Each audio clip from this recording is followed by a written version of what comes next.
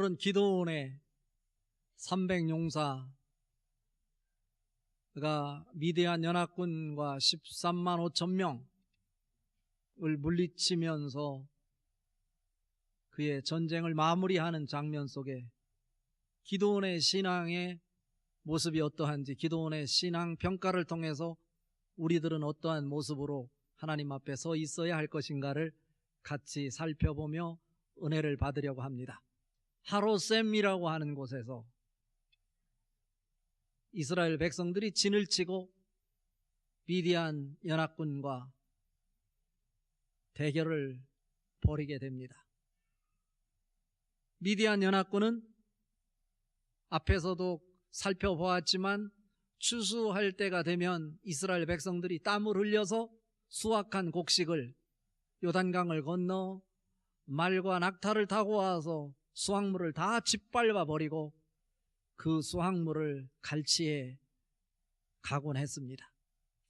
이런 권력과 무력 앞에 이스라엘 백성들은 주눅들어 숨죽이고 살아야만 했던 것입니다. 기드온도 역시 그들과 같이 두려움 속에서 공포에 사로잡혀 있었지만 하나님께서 은혜로 소심한 기드온에게 찾아와 주셔서 하나님의 음성을 들려줬고 하나님이 기적을 보여주시면서 기드온을 세워주셨습니다. 많은 숫자 3만 2천 명이 기드온에 의해서 병사로 소집이 되었지만 하나님께서는 그 사람 숫자가 많다 하셔서 300명만 남겨놓은 채 300명의 기드온의 용사로 13만 5천 명과 이제 전쟁을 치르게 되는 것입니다. 무려 450대 1이에요. 13만 5천 명 앞에 300명이라 어떻게 가능하겠습니까? 하나님은 왜 300명을 남겨놓으셨을까요? 300명은 어떤 사람이냐면 오늘 전쟁도 우리가 바라보지만 칼로 창으로 싸우는 전쟁이 아니라고 하는 것입니다. 하나님이 하시는 전쟁은 칼과 창의 싸움이 아니라 믿음의 싸움이라고 하는 것을 우리에게 보여주고 있습니다. 황당한 전략, 황당한 무기, 황당한 전쟁이었지만 그 앞에 하나님께서 일하심을 믿고 그 말씀 앞에 순종하는 300명을 하나님이 남겨놓으셨다라고 하는 것입니다. 오늘 또 예배하는 우리 성도님들, 여러분이 이성적으로 생각할 때 납득이 되지 않고 받아들일 수 없는 것 같지만 하나님의 비전 앞에 하나님이 종을 통해 여러분에게 선포하는 말씀이 하나님의 말씀을 믿고 아멘으로 순종하는 300명의 용사를 찾고 계신다라고 하는 사실을 기억하고 여러분은 모두가 다 기드온의 300용사 반열에 설 수 있기를 바랍니다. 이 300용사가 주축이 되어서 미디안 연합군을 쳐 부수게 됩니다.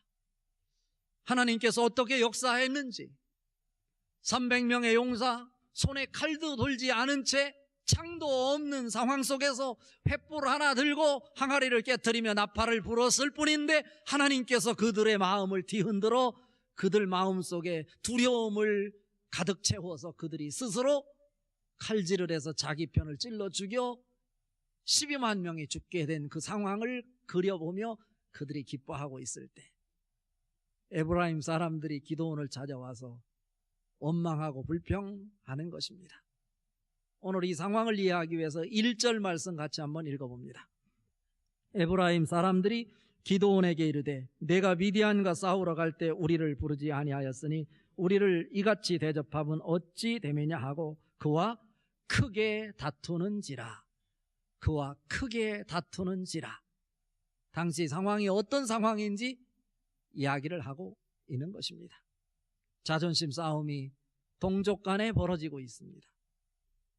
오늘 모세의 뒤를 이어 이스라엘 백성들을 가나안 땅으로 인도하여 그곳에 있었던 7 족속을 다 물리치고 이스라엘 백성들에게 지파별로 기업을 분배하는 작업을 통해서 약 16년 동안 이스라엘 백성들을 이끌었던 이스라엘의 영적 지도자 여호수아, 그가 속해 있던 지파가 에브라임 지파입니다. 그런데 오늘 이 미디안 연합군과의 전쟁에서 지대한 영향력을 발휘해서 그 적군들을 물리치는데 공헌한 자는 에브라임 지파가 아니고 므낫세 지파에 속한 기드온이 그 일을 하고 있는 것입니다. 그 전쟁이 마무리될 쯤에 15,000명이 정신을 잃은 채 당혹스러운 상황 속에서 도망가고 있을 때 요단강을 건너 후방부에서 두 장군, 오늘 본문에 소개되기를 오렉과 스헤비라고 하는 두 장군을 목베어 기드온에게 가져온 자가 에브라임 지파 사람들입니다. 주요 전쟁은 다 기드온이 중심이 되어 므낫세 지파가 중심이 되어 전쟁을 하고 이제 나머지 수습을 하는 단계에서 에브라임 지파가 그 전쟁에 참여하게 됨을 지금 불평을 털어놓으며 크게 다투게 된 상황입니다. 자존심 싸움이에요. 어쩌면 축제를 벌여야 될 그 분위기 속에서 찬물을 끼얹는 에브라임 사람들의 불평, 불만이었습니다. 이 상황 속에서 기드온이 하늘의 지혜를 발휘하여 그들의 마음을 감동시키는 말을 함으로 그들이 노를 풀게 되었다라고 오늘 성경은 가르치고 있습니다. 기드온은 어떤 상황 속에서도 전쟁을 끝까지 15,000명까지도 자기의 용사 300명을 통해서 전쟁을 마무리하고 싶었습니다. 그래서 요단강을 건너 그들이 힘든 상황이었지만 15,000명이 산 계곡, 갈골이라고 하는 계곡에 숨어있는 그곳까지 추격하여 그들 속에서 미디안의 연합군의 두 왕이었던 세바와 살문나를 사로잡아 자기 베이스 캠프로 데려옵니다. 그런데 그들을 추격하여 가는 중에 요단강을 건너서 이스라엘 백성들이 살고 있는 마을을 300명의 용사 중에 누군가가 발견하고 너무나 기뻐하는 거예요. 왕이여, 저기에 마을이 보입니다. 왜 그랬을까요? 이스라엘 백성들이 진을 쳤던 곳이 하롯셈이라고 그랬어요. 이스라엘 골짜기가 있는 그곳에서 이들이 도망가서 있는 그곳까지의 거리가 약 240km나 되는 거예요. 그러니까 그들을 추격하기 위해 밤잠을 자지 못하고 먹을 것을 제대로 먹지 못하고 주눅든 채 허기져서 지칠 대로 지쳐 있는데 그 상황 속에서도 그들은 포기할 수 없었어요. 포기할 수 없던 상황을 오늘 읽은 4절 말씀을 통해 한번 확인해 봅니다. 같이 읽어봅니다. 4절. 기드온과 그와 함께한 자 300명이 요단강에 이르러 건너고 비록 피곤하나 추격하며입니다. 그들이 피곤하나 추격하며. 여러분의 모습일 수 있기를 바랍니다. 하나님이 주신 비전 붙잡고 사명을 완수함에 있어서 목표를 달성해야 되는데 지치고 피곤하여 모든 것을 내려놓고 포기하고 싶은 상황에서 피곤하나 추격하며 끝까지 포기하지 않고 그 목표 달성을 향해 달려가는 이스라엘 백성들의 모습입니다. 그 상황 속에서 발견한 마을이 숫곳과 부누엘이라고 오늘 성경은 가르치고 있습니다. 오늘 말씀을 통해 기드온이 가지고 있었던 신앙의 모습이 어떤 모습이었는지 오늘 낮예배를 통해서 긍정적인 모습을 살펴보고 오늘 3세대 예배를 통해서 기드온의 부정적인 모습을 살펴봄으로 인해서 긍정과 부정을 다 함께 아울러서 살펴보되 우리가 취해야 될 부분이 어떤 부분인지 함께 붙잡고 은혜를 받고 우리 인생 속에서도 기도함과 같이 하나님의 비전을 위해 크게 쓰임받는 하나님의 사람 될 수 있기를 바랍니다. 첫 번째로 기드온의 신앙의 모습은요, 모든 것의 초점이 하나님의 영광에 있었다라고 하는 것입니다.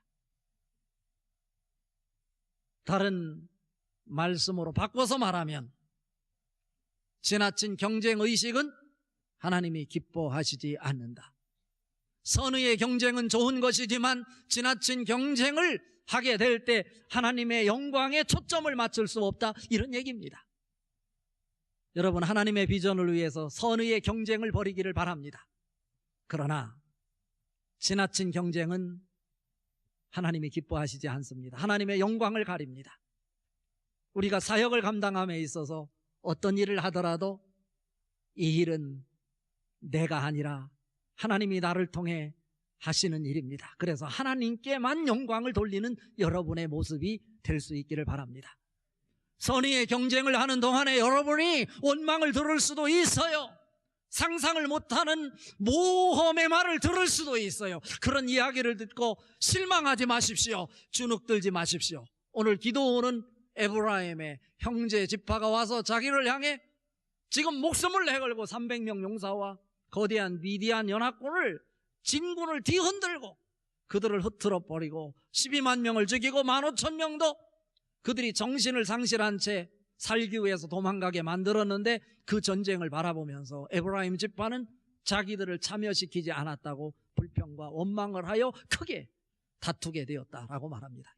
지금 싸워야 될 대상은 그들의 적군입니다. 우리가 싸워야 될 대상은 성도가 아닙니다. 우리가 싸워야 될 대상은 부서가 다른 사람들이 아닙니다. 우리는 그리스도 안에서 그리스도의 몸이 머리이신 서원경 교회 공동체의 한 지체입니다. 내가 어느 부서에서 어떤 모양으로 봉사하든 우리는 모두가 다 하나님의 비전을 향해 땀을 흘리고 힘쓰는 사명자로 서 있는 것입니다. 질투하지 마십시오. 맡겨진 그 일에 최선을 다하여 그곳에서 여러분의 재능을 최대한 발휘하여 하나님의 영광을 만들어내는 주인공들 될 수 있기를 바랍니다. 만약에 기도원이 에브라임 사람들이 와서 우리를 중요한 전쟁에 배제시킨 이유가 뭐냐라고 크게 분노하면서 축제의 상황 속에서 찬물을 껴안고 있을 때 만약에 기도원이 그들을 향해서 화를 내면서, 그렇다면 너희들은 우리가 착취를 당하고 미디안 연합군에게 의해서 수확한 모든 곡식들을 다 빼앗기고 있을 때 7년 동안 너희들이 한 일이 도대체 무엇이냐? 라고 맞대응을 했더라면 같은 동족끼리 전쟁을 일으켜야만 되는 위기에 처했을 것입니다. 그런데 기도원은 그렇게 맞대응하지 않았어요. 어떻게 말합니까? 하늘의 지혜입니다. 쉽지 않은 거예요. 오늘 2절 말씀에 그 해답이 있어요. 같이 읽어봅니다. 기도원이 그들에게 이르되 내가 이제 행한 일이 너희가 한 것에 비교되겠느냐? 에브라임이 끝물 포도가 아비에셀의 만물 포도보다 낫지 아니하냐? 이 놀라운 표현을 지금 하고 있는 거예요. 어떻게? 자기들이 싸워 300명의 용사와 함께 미디안 연합군에 이게 공격을 하여 그들의 기초를 뒤흔든 것, 그건 기도원이 한 거예요. 12만 명을 다 죽게 했어요. 그들의 뿌리채 다 흔들어 놓은 것 기도원이 한 거예요. 대단한 공적이에요. 그리고 이제 15,000명이 이제 자기들이 살아남기 위해서 도망갈 때 후방에서 에브라임 지파가 누구를, 두 장수 오렙과 스헵의 목을 베어 기도원에게 가져온 거예요. 그런데 지금 우리가 객관적으로 볼 때 누가 보더라도 기도원이 한 공헌이 대단한 거예요. 그리고 이 에브라임 사람들이 한 것은 전쟁을 마무리하는데 도망가는 두 장수를 붙잡아서 목 베어서 가지고 온 거예요. 그런데 이거에 대해서 기도원이 뭐라고 변하고 있습니까? 내가 한 일보다는 지금 마무리에 두 장수의 목을 베어온 에브라임 사람들의 공적이 더 큽니다 라고 말하는 거예요. 이 표현을 포도수확과 연관을 해서 말하는데, 여기서 아비에셀의 만물 포도보다, 만물이, 아비에셀은 참고로 기도원이 속해 있는 므낫세 지파의 조상의 한 이름이에요. 한 사람의 이름. 므낫세를 대표하는 사람 이름이에요. 처음 포도 수확을 한 포도수확보다 마지막 끝 무렵에 전쟁을 마무리하는 즈음에 장소를 죽임으로 인해서 그들에게 힘을 잃게 한 너희들의 공이 더 큰 것 아니냐? 라고 말하자 이 에브라임 사람들의 마음이 누그러들었다, 이런 말씀이에요. 근데 여기서 원어 성경 히브리어를 보니까 이런 뉘앙스는 아니에요. 보니까 여기서 만물과 끝물이라고 나와 있는데요, 히브리어로 여기서요 만물 포도를 빠찌르라고 하더라고요. 빠찌르라고 하는 것은 포도 수확이라는 뜻이에요.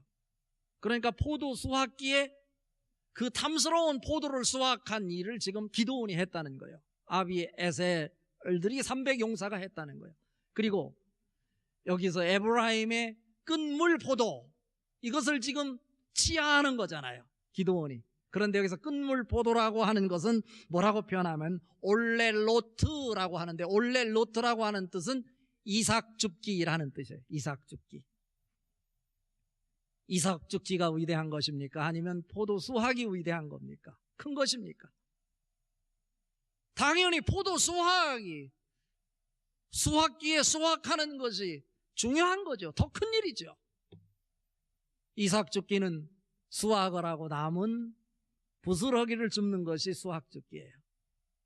그런데 실제로 그들을 공격하여 그들의 정신을 뒤흔들어 그들을 흐트러지게 만든 포도 수확의 역할을 감당했던 기드온 300용사, 그 일도 위대하지만 마무리 흩어져서 그들이 도망가는 그들을 공략한 것, 이삭 줍기에 해당되지만 그것이 우리가 한 일보다 더 위대하다, 이렇게 높이는 이 기드온의 모습이 아름답지 않습니까?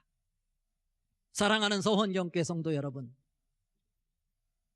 부서 이기주의에 사로잡히지 않기를 바랍니다. 항상 교회 전체의 비전을 보고 담임 목사를 통해 제시하는 비전이 내가 수고하고 애쓰는 것과 어떤 연관이 있는지, 비전에 얼마나 내가 공헌하는지를 살펴보며 오히려 상대방을 높여주는 위로의 말, 격려의 말, 축복의 말을 하는 영성이 여러분에게 넘쳐날 수 있기를 바랍니다.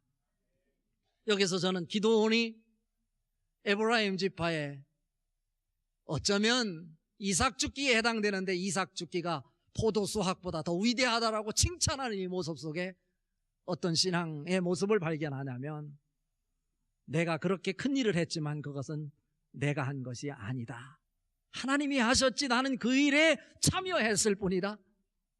오히려 나아가 한 일보다는 당신들이 이삭을 죽은 것에 불과하지만 그것이 더 큰 일일 수 있겠다라고 상대방을 지켜 세우는 것입니다. 이 모습 속에 무슨 모습이 나타나는 것입니까? 모든 것의 초점이 하나님의 영광에 있다고 고백하는 신앙 고백 위에 갈등은 사라지고 분열은 사라지고 평화가 일어날 것입니다. 평안의 매너들로 성령이 하나가 되게 하신 것을 힘써 지키게 하라고 말씀하신 하나님의 말씀이 재현되고 있는 것이 오늘 기드온의 신앙을 통해 만들어지고 있는 것입니다. 잠언 15장 1절에 보면 유순한 대답은 분노를 쉬게 하여도 과격한 말은 노를 격동하느니라 말씀하고 있습니다. 자, 이 말씀과 더불어 우리에게 주시는 메시지는 뭐냐면, 성공한 사람에게 아낌없는 박수와 축복하는 모습이어야 한다라고 하는 것입니다. 오늘 3절 말씀 같이 읽어볼까요? 하나님이 미디안의 방백 오렙과 스헵을 너희 손에 넘겨주셨으니 내가 한 일이 어찌 등이 너희가 한 것에 비교되겠느냐 하니라. 기드온이 이 말을 하매 그때 그들의 노여움이 풀리니라.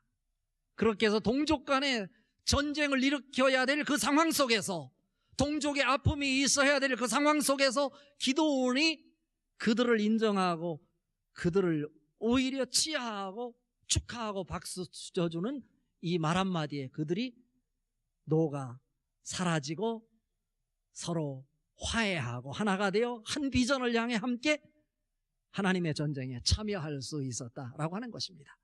이런 에브라임 사람이 실수가 있었지만 그들이 하나님의 말씀 앞에 다시 한번 자기를 되돌아다오고 비전 앞에 함께 헌신을 하며 대가를 지불하며 동참하게 될 때 하나님은 그들을 향해 너희들이 참으로 이스라엘 백성이고 너희들이 참으로 하나님의 사람이다 축복해 주는 장면입니다. 이 축복이 여러분에게 넘쳐날 수 있기를 바랍니다. 저는 이 말씀을 기억하면서 로마서 12장 15절 말씀을 떠올렸어요. 즐거워하는 자들과 함께 즐거워하고 우는 자들과 함께 울라 라고 하는 말씀입니다. 빌립보서 2장 3절에 말합니다. 아무 일에나 다툼이나 허영으로 하지 말고 오직 겸손한 마음으로 각각 자기보다 남을 낮게 여기며 라고 하는 말씀입니다. 마태복음 23장 12절에 이어서 말씀합니다. 누구든지 자기를 높이는 자는 낮아지고 누구든지 자기를 낮추는 자는 높아지리라고 말입니다. 기도원이 이 비밀을 깨닫고 불가피한 상황 속에서 이러한 하늘의 지혜의 말씀을 발동시키고 있는 것입니다. 예수님이 그 가장 대표적인 모습을 실현한 분 아니겠어요? 빌립보서 2장 5절 이하 11절까지 이렇게 말씀합니다. 너희 안에 이 마음을 품으라 곧 그리스도 예수의 마음이니. 저는 이 말씀을 너무나 좋아해요. 누구를 만나든지 이 말씀을 한다고. 내가 외국인을 만나도 Your attitude should be the same as that of Christ Jesus. 너희 안에 이 마음을 품으라 곧 그리스도 예수의 마음이니. 그는 근본 하나님의 본체시나 하나님과 동등됨을 취할 것으로 여기지 아니하고 도리어 자기를 낮추시고 종의 형체를 가지사 사람들과 같이 되셨고 사람의 모양으로 나타나사 자기를 낮추시고 죽기까지 복종하셨으니 곧 십자가에 죽으심이라. 이러므로 하나님이 그를 지극히 높여 높은 이름 위에 뛰어난 이름을 주사 하늘에 있는 자들과 땅에 있는 자들과 땅 아래에 있는 자들로 모든 무릎을 예수의 이름에 꿇게 하시고 모든 입으로 예수 그리스도를 주라 시인하여 하나님 아버지께 영광을 돌리게 하셨느니라. 이 축복이 여러분에게 넘쳐날 수 있기를 바랍니다. 이게 얼마나 큰 축복이에요. 잠언 마지막 장 31장 28절에서 30절까지 저는 이 말씀을 준비하면서 또 그 말씀이 또 떠올랐어요. 우리가 쉽지 않은 건데 우리가 불평하고 원망하는 것은요 자기를 알아주지 않는다는 신호예요. 오늘 에브라임 사람들이 그런 거예요. 자기를 알아주지 않는다. 자, 오늘 말씀의 결론입니다. 하나님 중심의 삶을 사명으로 신앙 고백하는 모습이어야 한다라고 하는 거예요. 너무나 아름다운 모습이 오늘 기도원에서 보이는데요. 12절 말씀과 23절 말씀 두 절 같이 읽어봅니다. 세바와 살문 나가 도망하는지라 기도원이 그들의 뒤를 추격하여 미디안의 두 왕 세바와 살문나를 사로잡고 그 온 진영을 격파하니라. 끝났어. 23절 기도원이 그들에게 이르되 내가 너희를 다스리지 아니하겠고 나의 아들도 너희를 다스리지 아니할 것이요 여호와께서 너희를 다스리시리라 하니라. 감동입니다. 기도원의 위대한 이 신앙을 보고 그의 리더십을 보고 이스라엘 백성들이 한결같이 기도원에게 찾아와서 외치는 것입니다.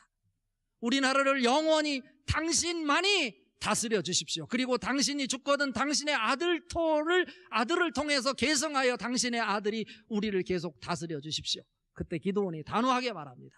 내가 너희를 다스리지 않을 거다. 내 아들도 너희를 다스리지 않을 거다. 오직 여호와께서 너희를 다스리실 것이다 하는지라. 얼마나 멋있어요.